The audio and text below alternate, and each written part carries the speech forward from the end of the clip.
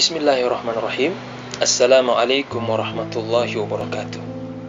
Alhamdulillahi wahdah, wassalatu wassalamu ala man la nabiyya ba'da, wala hawla wala quwata illa billah, amma ba'd.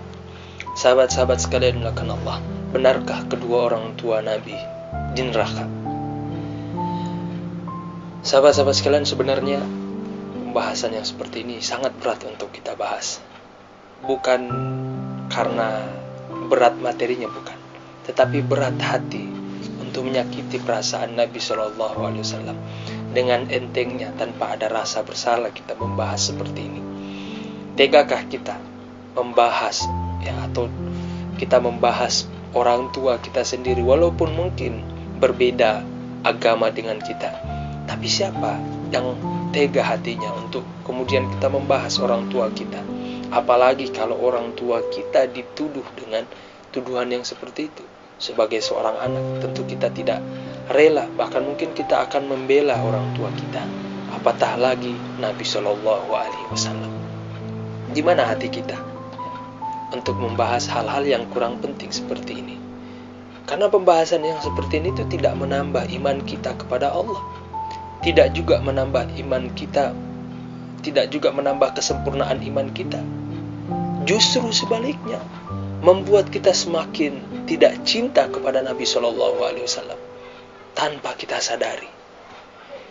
Maka dari itu, teman-teman sekalian, Allah sudah mengcounter duluan supaya kita hati-hati untuk membahas hal-hal yang seperti ini. Dikhawatirkan membuat Nabi itu tersakiti perasaan, karena Nabi itu kan sejatinya tidak mati. Orang-orang yang mengatakan Nabi mati, maka dia lebih badui daripada orang badui.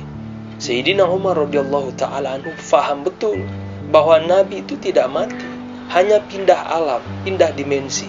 Kalau Nabi mati, maka justru bertentangan dengan hadis-hadis Nabi yang lain. Maka dari itu Nabi masih hidup, masih membersamai secara rohani dengan kita. Maka Rasulullah, Nabi itu akan tersinggung kalau kita membahas atau menyakiti perasaan beliau dengan mengatakan kedua orang tua Nabi di neraka.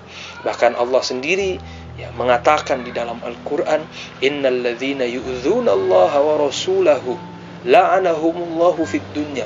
Orang-orang yang menyakiti Allah, menyakiti Rasulullah, menyakiti perasaan Rasulullah. Menyakiti Rasul itu kan nggak mesti harus fisik. Justru ada hal-hal yang membuat Nabi lebih tersakiti daripada secara fisik, yaitu yang berkaitan dengan perkataan, sikap. Maka orang-orang yang menyakiti Allah dan Rasulullah itu dilaknat oleh Allah di dunia maupun di akhirat. Bukan hanya itu, walahum adzabum muhin, dan Allah mempersiapkan mereka dengan siksaan yang sangat nyata, yang sangat besar bagi orang-orang yang menyakiti perasaan Nabi SAW. Sahabat-sahabat sekalian dimuliakan Allah, kalau kita mengatakan orang tua Nabi itu di neraka, ini kontradiktif, ini bertentangan dengan ayat-ayat Al-Quran. Memang benar ada hadis-hadis Nabi yang mengatakan demikian, tetapi ada yang harus kita perhatikan. Kalau kita lihat hadis-hadis yang membahas tentang orang tua Nabi di neraka, itu sifatnya hadis ahad, hadis yang diriwayatkan oleh sedikit daripada sahabat Nabi, atau mungkin 1-2 orang daripada sahabat Nabi. Sedangkan dalam kaidah ilmiah yang bersifat atau bagaimana kita menerima khobar itu, di dalam kajian usul fikih mengatakan bahwa kalau hadis ahad berbenturan dengan hadis yang sifatnya mutawatir yang diriwayatkan oleh banyak orang, banyak sahabat Nabi SAW, banyak ulama dari satu tobakoh ke tobakoh yang lain, itu didahulukan hadis yang mutawatir. Sedangkan hadis-hadis yang mutawatir banyak atau bahkan yang sifatnya mutawatir Al-Quran.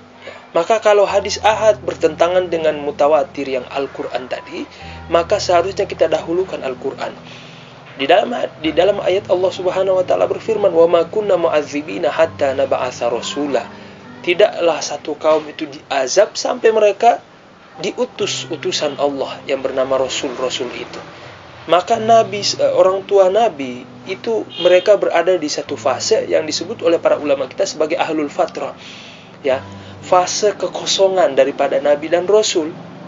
Maka insya Allah mereka termasuk ahlul fatrah. Mereka tidak dihukum, tidak diazab. Itu yang pertama. Yang kedua, orang tua nabi itu beriman kepada Allah, beriman kepada hari akhir, beriman kepada Allah. Apa buktinya? Nggak usah jauh-jauh, kita pakai logika saja. Adakah orang kafir yang didatangi oleh malaikat? Hanya orang-orang tertentu di dalam pembahasan spiritual, pembahasan thariqah. Ketika sang murid atau ada seorang salik yang sudah bisa ketemu dengan para malaikat, itu berarti maqamat qalbunya sudah naik. Itu sudah wali. Makanya para ulama kita, khususnya ahli thariqah, mengatakan orang tua Nabi, khususnya ibunda tercinta Sayyidah Aminah, itu wali. Karena hanya wali yang setiap hari ketemu malaikat, dan setiap malam di masa-masa beliau mengandung Sayyidina Muhammad SAW didatangi oleh malaikat Jibril. Maka beliau adalah wali. Dan di dalam kaidah pembahasan tasawuf membolehkan, ya, ada wali dari kalangan perempuan. Ya, sedangkan dalam pembahasan ilmu kalam tidak ada nabi, ya, dari kalangan perempuan, karena nabi dan wali itu berbeda.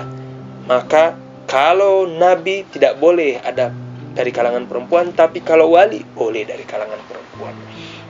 Maka dari ini kita simpulkan bahwa orang tua Nabi, dari kisah ini saja riwayat yang sahih bahwa setiap malam ibunda tercinta, ya, ibunda Sayyidina Muhammad SAW didatangi oleh malaikat Jibril. Ini menjadi bukti yang nyata bahwa orang tua Nabi itu beriman kepada Allah, dan kedudukan beliau bukan orang sembarangan, tapi orang yang spesial di sisi Allah Subhanahu wa taala, yaitu wali kekasih Allah Subhanahu wa taala. Insyaallah untuk part berikutnya kita akan bahas di lain waktu. Semoga kita diberikan kesempatan Allah untuk membahas berikutnya lagi. Billahi taufiq wal hidayah. Assalamualaikum warahmatullahi wabarakatuh.